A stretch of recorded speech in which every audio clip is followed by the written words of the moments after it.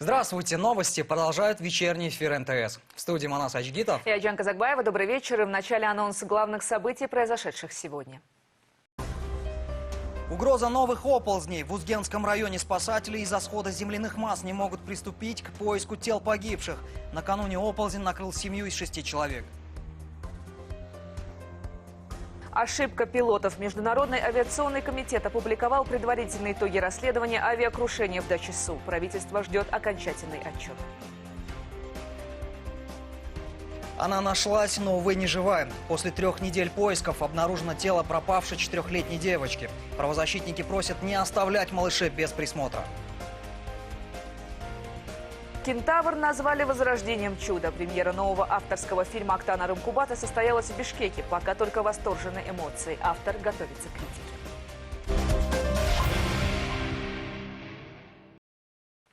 И начнем с ситуации в Узгенском районе из-за угрозы схода новых оползней. Спасатели не могут приступить к поиску тел погибших. Накануне ранним утром на участке Топ-Джунгак в селе Ничке-Су огромная грязевая масса накрыла дом с семьей из 6 человек. Погибли молодые супруги и 4 их маленьких детей. Самой младшей дочке было всего 2 годика. Накануне после обеда там же сошли еще 3 оползня. Поиски тел были приостановлены. Спасатели установили около 3 десятков палаток для временного размещения жителей села Ничке-Су, чьи дома находятся на потенциально опасном участке. Как говорят очевидцы и родные погибших, первый оползень сошел ночью, когда люди спали. Участок Топ-Джунгак является одним из самых оползнеопасных зон в нашей стране. Накануне примерно в 4 утра огромная масса влажной глинистой земли обрушилась на 5 домов. 4 из них пустовали. В одном проживала семья из 6 человек, молодые супруги и 4 их малолетних детей.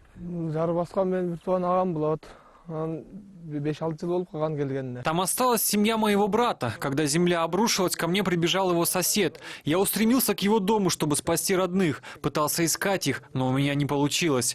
В этот дом мой брат со своей семьей переехал 5-6 лет назад, потому что жить было негде. Он 3 раза обращался в Аэлок-Мюту, чтобы ему выделили участок в безопасном месте, но вопрос никак не решался. Высота сошедшего оползня местами достигает 15 метров, длина 800, а ширина 120. Участок Топ-Джунгак является труднодоступным. Сюда на машине не добраться. Можно либо пешим ходом, либо верхом на лошади. Прибывший отряд спасателей к поиску тел погибших приступить нормально так и не смог, потому что вскоре здесь сошли еще 3 оползня, и угроза сохраняется. По данным местных властей, ранее людей предупреждали об опасности. Многих переселили еще в начале 90-х. Им были выданы участки и суды. Среди них, как говорят чиновники, были и родители Өмирзака Игемкулова. Но сын после женитьбы переехал обратно в старый дом.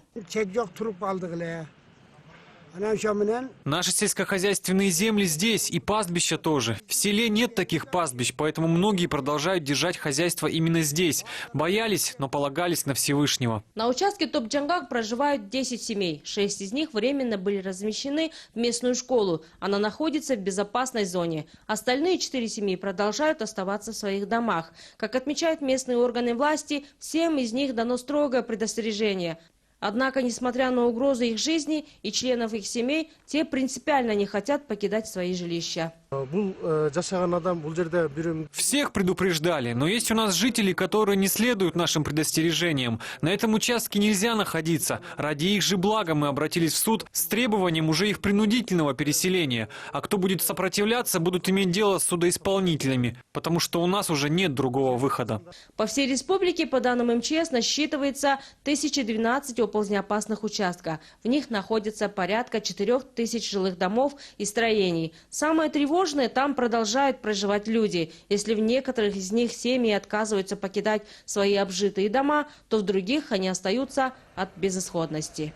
Гульджан Алтмышбаева, Бекжан Токтусунов, НТС, Орская область.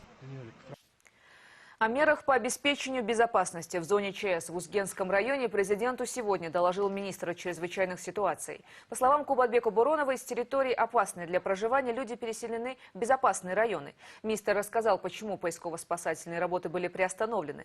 Президент Алмазбек Атамбаев поручил принять исчерпывающие меры по обеспечению безопасности людей в пострадавших от стихий районах. Кроме того, наряду с усилением информационно-разъяснительной работы среди населения, ведомству необходимо минимизировать потенциальные риски разрушений в результате ЧС. Непростая ситуация в эти дни складывается и на высокогорных дорожных перевалах. Сразу на 3 участках стратегической трассы Бишкек-Ош сошли снежные лавины. К счастью, обошлось без жертв. На дороге образовались автомобильные заторы.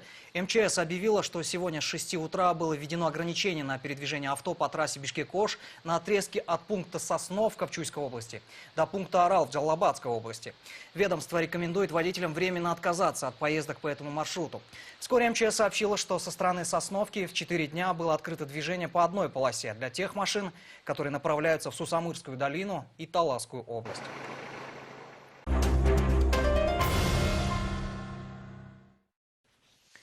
В трагедии в дачном поселке Дача Су виноват экипаж и чрезмерная близость застройки к взлетной полосе. Об этом говорится в предварительных итогах расследования, проведенного Межгосударственным авиационным комитетом. По мнению экспертов, пилоты слишком поздно приняли решение уйти на второй круг. Кроме того, МАК рекомендует рассмотреть целесообразность застройки вблизи взлетной полосы. В правительстве пока воздерживаются от комментариев, Кабмин ждет окончательный отчет. Тогда же будет решаться вопрос компенсации пострадавшим. Подробности в нашем следующем сюжете. В трагедии вблизи аэропорта Манас, которая произошла 16 января, по всей видимости, виноват экипаж. Таковы предварительные выводы комиссии Межгосударственного авиационного комитета. В отчете эксперты пишут, что пилоты слишком поздно приняли решение зайти на второй круг. В результате борт зацепил забор аэропорта и крыши домов, а уже затем рухнул на дачный поселок. Включение режима ухода на второй круг привело к увеличению режима работы двигателей, созданию вертикальной перегрузки и прекращению снижения самолета. Через 3,5 секунды после нажатия кнопки ухода на второй круг произошло столкновение с незначительно повышающимся рельефом местности и препятствиями. Путевая скорость самолета в момент столкновения составляла 165 узлов или примерно 305 км в час. Эксперты говорят, эти выводы напрашивались сразу. Аэропорт Манас имеет особый рельеф. Однако пилоты, несмотря на рекомендации диспетчеров, приняли запоздалое решение. Теперь наземным службам придется пересмотреть правила посадки. Это, кстати, рекомендует и МАК. На днях эти рекомендации обсудит правительство. Будет также рассмотрен и вопрос выплат компенсаций. В правительстве говорят, материальную помощь начнут раздавать, как только МАК опубликует окончательный отчет. А пока деньги семьям погибших и оставшихся без крова собирают общественные организации. 780 тысяч получили двое сирот, 5 полусирот получили по 300 тысяч. И люди, у которых пострадало жилье, получили единовременную помощь в виде 60 тысяч. И семьи, потерявшие жизни своих близких, они получили по 70 тысяч. Деньги поступали как от госучреждений, так и от частных лиц. То есть невозможно было контролировать и сказать вот только от этих организаций. То есть это были и частные лица, и бизнес-структуры, и диаспоры, которые из-за рубежа собирали. Межгосударственный авиационный комитет рекомендует пересмотреть условия застройки вблизи аэропорта. По мнению экспертов, нужно проанализировать, насколько целесообразно такое близкое размещение домов. Этот вопрос теперь намерены поднять и в парламенте. В стране слишком много мест, где люди селятся с риском для жизни. К большому сожалению, это не единственное проблемное место в целом, как в стране, так и в городе.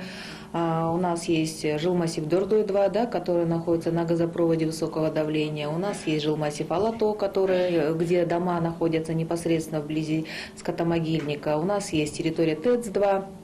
Санитарная зона, где порядка 1000 домостроений. То есть, мне кажется, правительство должно в комплексе рассмотреть этот вопрос.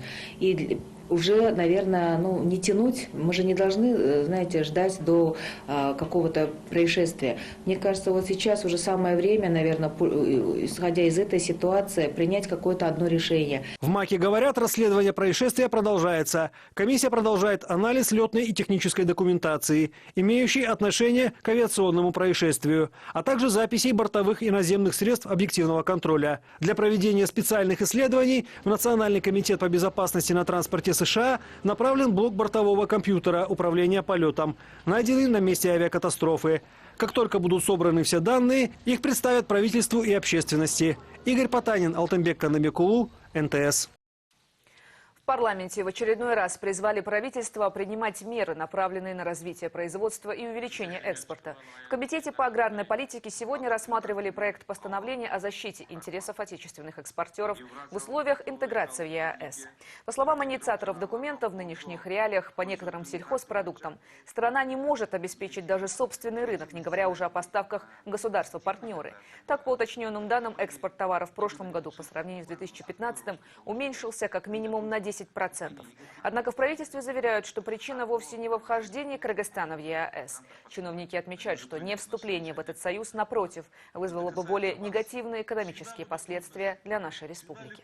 Накануне вступления Кыргызстана в Евразийский экономический союз правительством было проведено более 10 разных исследований. И вот самое последнее исследование, большая группа независимых экспертов давала свою оценку и давала прогноз роста, там разные показатели, в том числе рост ВВП, по итогам присоединения к ЕАЭС. То есть там было сценарий не вступления Кыргызстана в ЕАЭС и три сценария вступления. Значит, в случае не вступления Кыргызской республики в ЕАЭС эксперты рассчитали рост ВВП в 2016 году в размере 0,5%.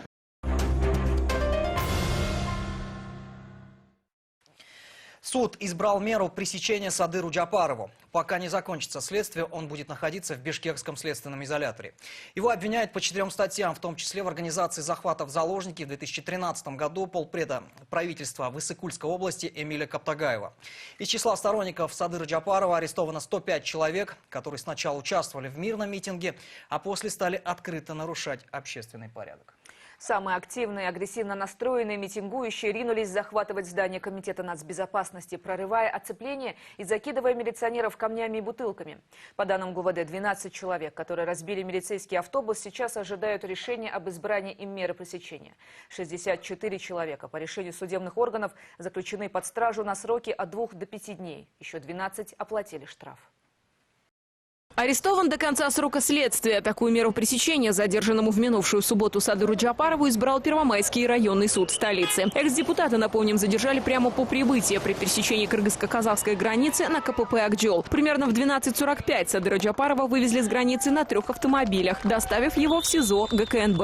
Садыр Джапаров 25 марта был задержан и доставлен в ГКНБ в рамках уголовного дела, возбужденного по признакам преступлений, предусмотренных статьями 227, 341, 113 и 234. Угроза убийством, захват заложника, хулиганство, применение насилия в отношении представителя власти. Следствие установило, что 7 октября 2013 года во время митинга в Караколе участники акции протеста насильно поместили в машину Volkswagen Venta полномочного представителя правительства по Иссык-Кульской области Эмиля Каптагаева, тем самым взяв его в заложники. По показаниям свидетелей, организатором митинга и последующих противоправных действий является Садыр Джапаров. По данным комитета, командовал этими действиями Джапаров по мобильному. Как выяснилось после, сама автомашина, в которой находился Каптагаев, принадлежала родственнику Джапарова. Помимо этого, Генпрокуратура обвиняла его в мошенничестве по незаконной приватизации здания по адресу Киевская, 74. Также он был осужден за попытку захвата государственной власти. По возвращении на родину Джапарова встречали сторонники. Несколько сот человек собрались на митинг в парке Горького. Однако, когда задержанного привезли в здание ГКНБ, вся эта масса направилась туда, начав требовать выпустить Джапарова. Но одними лозунгами дело не обошлось. Молодые люди не внимали призывам силовиков проводить митинг в установленном законом порядке. Бросились прорывать оцепление, расшвыривая решетки ограждения, кидая в милиционеров камни и бутылки.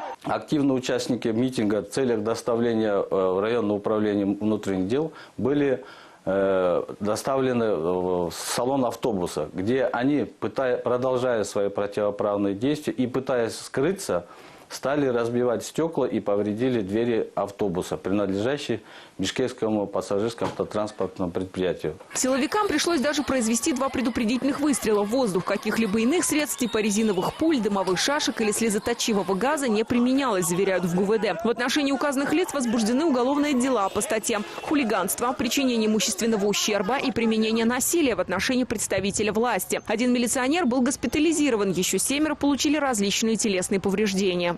Указанные лица задержаны согласно статье 94 Уголовно-процессуального кодекса на 48 часов До истечения 48 часов будет решаться вопрос о предъявлении обвинения и избрании в отношении них меры пресечения. Решением Первомайского районного суда и других районных судов в отношении 64 активных участников назначено административное наказание в виде ареста сроком от 2 до 5 суток. В отношении 12 лиц назначен штраф, а в отношении остальных лиц проведена профилактическая беседа и отпущена. В общей сложности к 8 часам вечера минувшей субботы нарушителей общественного порядка насчитывалось 105. За хулиганство, за неповиновение законным требованиям представителей органов внутренних дел и за нарушение порядка проведения мирного митинга. В числе задержанных фигурирует как минимум 4 Джапаровых. Сын самого Садыра Джапарова Рустам, также старший и 2 младших братьев экс-депутата, в отношении которых также возбуждены уголовные дела. Елена Яковлева, Манас Бакешев, НТС. Гранитные лестницы, застекленный навес и современные пандусы. Мэрия столицы намерена реконструировать 2 подземных пешеходных перехода.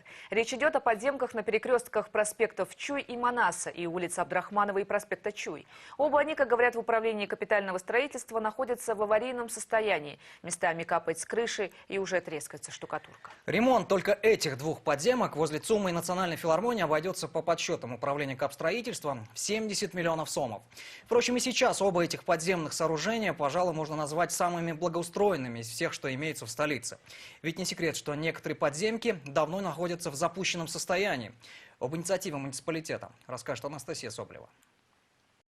Вот так должны выглядеть 2 подземки после ремонта. Без торговых лавок, просторно, вокруг керамика, стены в рекламных щитах. На преображение переходов выделено около 70 миллионов сомов. На эти средства обещают обновить не только облицовку и освещение, но и установить современные пандусы. Все работы должны быть закончены до 31 августа. Применяем сюда зацепы для инвалидов. Она будет монтирована по бокам, где пандусы, то есть на рельсах.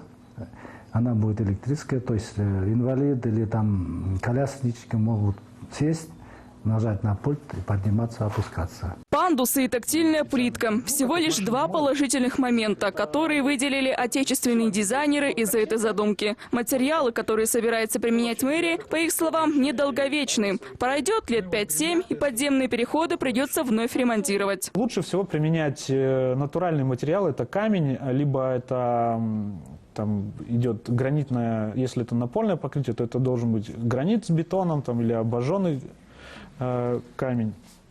Вот. Но плитка на пол — это плохо, потому что если будет на нее вода, мороз, все материалы, все остальное должно быть достаточно прочно, потому что такие переходы делаются, как правило, лет на 30-50. Торговцы подземных переходов против ремонта. 2 года назад, жалуются они, собрали деньги и привели свои рабочие места в хорошее состояние. К тому же, добавляют предприниматели, договора с ними продлевать не собираются. 2 года назад мы все вот это сделали, освещение, все у нас не протекает, все в хорошем состоянии. Лучше вот эти 36 миллионов сомов можно было другие. Есть переходы, которые никто не смотрит там.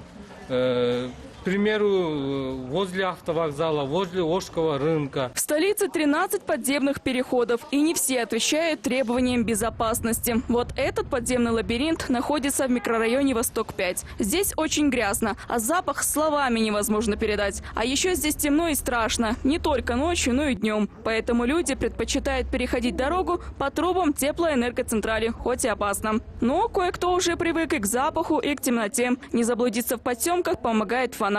Некоторым нашим друзьям было тут страшно проходить, но они все-таки перебороли свой страх. В мэрии говорят, что собираются отремонтировать все подземки поэтапно. Плохое состояние переходов они объясняют тем, что большинство сданы в аренду. Но договор арендаторы часто нарушают. Поэтому некоторые контракты в ближайшем времени муниципалитет собирается расторгнуть. Анастасия Соболева, Рахат Джаныбекова, Асхат Ибраимов, НТС.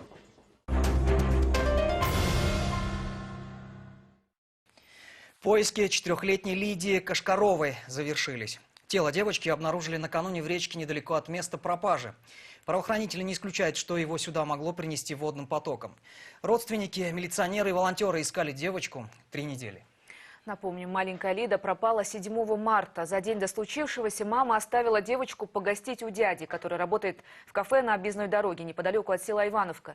На следующее утро мужчина, по его словам, пошел на работу, оставив племянницу со своей женой. Когда он вернулся, девочки не оказалось. И по бабкам, и по ясновидящим. Все говорят, живая, живая. Идите утром рано в кафе. Там подкинут ее, привезут, говорят. Это интервью нам давала в минувший четверг мама 4-летней Лиды Светлана Кашкарова. Увы, предсказания не сбылись. Итог операции печальный. Накануне утром в речке в нескольких сотнях метрах от места пропажи безжизненное тело Лиды обнаружил ее дядя. Эту местность правоохранители проверяли и раньше, но не исключено, что тело могло принести сюда течение. Предварительный осмотр провели судебные медицинские эксперты. На теле никаких признаков телесных повреждений или каких-то насильственной смерти не обнаружено. Но на сегодняшний день все необходимые судебные медицинские экспертизы назначены. После заключения экспертизы будет причины, каким образом она утонула или нет. Последними девочку живой видели дядя и тетя. 6 марта мама отвела Лиду к ее дяде погостить. Он работает сторожем в кафе на объездной дороге возле села Ивановка. Неподалеку и проживает. На следующее утро, когда деверь Светланы уходил на работу, девочка спала дома. Он домой зашел, Лиды нету. Я жену бужу, говорю, где она? Не знаю, говорит, может, в туалет вышла. Пошел в туалет, нету. Тут прошел, везде посмотрел, нету. Потом жену отправил, ты вот так иди, сестренке позвонил. Она с той стороны пошла. Я пошел на какой там смотреть. 4-летнюю Лиду на протяжении 3 недель искали волонтеры и милиционеры. Сотрудники органов внутренних дел рассматривали даже версию похищения. Ведь поисковая собака шла по следу ребенка до дороги. После след оборвался. Сегодня родственники простились с погибшей Лидой. Эта история еще раз напоминает о том, что детей ни в коем случае нельзя оставлять без присмотра. Каждый родитель за воспитание ребенка, за те навыки, которые есть у ребенка, ответственны в первую очередь родители. Поэтому каждый родитель должен ребенку с малых лет его приучать, чтобы он не подходил к незнакомым людям, не брал сладости, и знал, если ему угрожает опасность, чтобы ребенок знал, куда он мог позвонить. То есть эта техника должна быть отработана у каждого ребенка с малых лет, начиная с детсадовского возраста. Порой элементарная внимательность – главная защита детей. В случае с Лидой этой трагедии можно было бы избежать. По версии милиции, девочка пыталась перейти реку, чтобы попасть к родителям на ферму. По словам родственников, девочка боялась воды. На все вопросы, а их в этом деле предостаточно, ответит экспертиза. Анастасия Соболева, Владимир Кулбалдеев, НТС.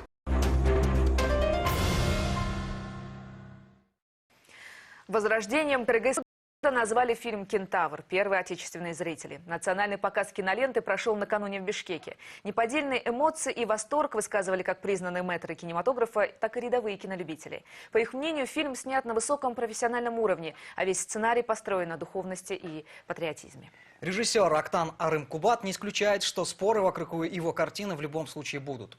К критике он относится с пониманием, тем более, что в «Кентавре» он не только постановщик, но и исполнитель главной роли. Наши корреспонденты собрали первые отзывы о премьере авторского фильма. На официальную премьеру «Кентавра» были приглашены известные деятели искусств Кыргызстана из числа актеров, режиссеров, ну и, конечно, кинокритиков. Зрительный зал в буквальном смысле был переполнен многочисленными гостями и поклонниками неординарного авторского кино. В основе картины режиссера Актана Арым-Кубата образ человека, который верит, что его потомками были те самые люди-лошади или кентавры, известные из древнегреческих мифов. Это лирическое кино об искренних переживаниях за судьбу своего народа. Переживания эти прослеживаются через образ главного героя. Его, кстати, сыграл сам режиссер картины Актан Арым-Кубат. Первые зрители приняли «Кентавра» на ура. В конце премьеры им предоставилась возможность высказаться и поделиться впечатлениями. Сценарий, операторская работа, игра киноактеров получили самые положительные отзывы. Заговорили после показа даже о возрождении кыргызского чуда. Актан проделал огромную работу. Честно признаться, я проплакала почти весь фильм. Могу сказать, что, посмотрев его сегодня, я окунулась в период расцвета кыргызского кино. Во времена кино Толемуша Акеева. Я не побоюсь назвать это возрождением кыргызского чуда. Режиссер Актан Арымкубат, безусловно, внес свой вклад в дальнейшее развитие отечественного кинематографа. Сколько лет уже он, так сказать, предан авторскому кино. И то, что я вот сейчас сказал на сцене, авторское кино – это когда затаенная, когда пронзительная исповедь автора передается зрителю, и зритель тоже задается вопросом, что и почему. Кинематографическая плеяда наша, кыргызская, продолжается.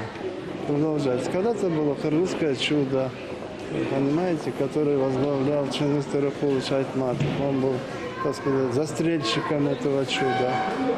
А теперь вот это чудо продолжается в другом поколении, с другими режиссерами, с другими актерами. Так должно быть. Все передается по наследству. И это наследством можно гордиться. Актан Арымкубат, в свою очередь, не скрывал своих опасений, что в будущем могут возникнуть споры вокруг затронутой в сценарии темы религии. Но такое кино, уверен режиссер, призывает беречь и из поколения в поколение передавать традиции своего народа. Если ты не культурный человек, если ты духовно не богатый человек, то, мне кажется, трудно будет обрести Бога, я имею в виду настоящего Бога. Поэтому эта картина, я думаю, что вызовет очень много всяких разных полярных мнений, возможно, и критика, наверное, будет. Но мне кажется, это достоинство произведения, потому что любое произведение, оно не должно оставлять в покое зрителя.